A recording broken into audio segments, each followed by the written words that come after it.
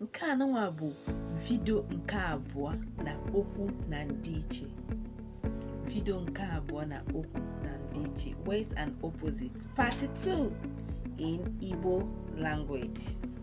Nke mbụ anyị ga-eleba anya bụ izizi, izizi, ikpeazụ, izizi, ikpeazụ. Mba, no, yes and no. Mba.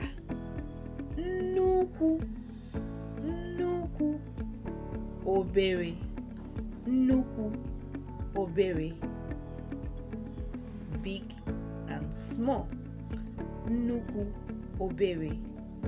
Ochie, ọhụrụ, old and new, ochie, ọhụrụ. Ibu, ibu, gịrịgịrị, ibu, gịrịgịrị. O buru ibu, ọ tara gịrịgịrị. He's fat, she's slim. Fat, slim. Ibu, gịrịgịrị. Ndụ, ndụ, ọnwụ, ndụ, ọnwụ. Life, death, ndụ, ọnwụ, life. Ogbenye, ogbenye, ọgaranya, ogbenye, ọgaranya. Poor, rich, ogbenye, ọgaranya. Mbido, mbido, ngwụcha, mbido, ngwụcha, beginning, end. Mbido, ngwụcha. Nwata, nwata, okenye, nwata, okenye, child, adult. Nwata, okenye. Uru, ọghọm, uru, ọghọm. Advantages, disadvantages. Uru, ọghọm.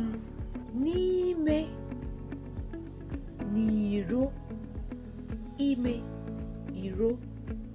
N'ime, inside, n'iro, outside. Ihe, light, ihe. Ọchịchịrị, ọchịchịrị, darkness. Ihe, ọchịchịrị.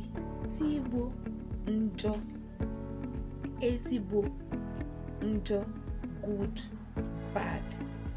Ezigbo, njọ.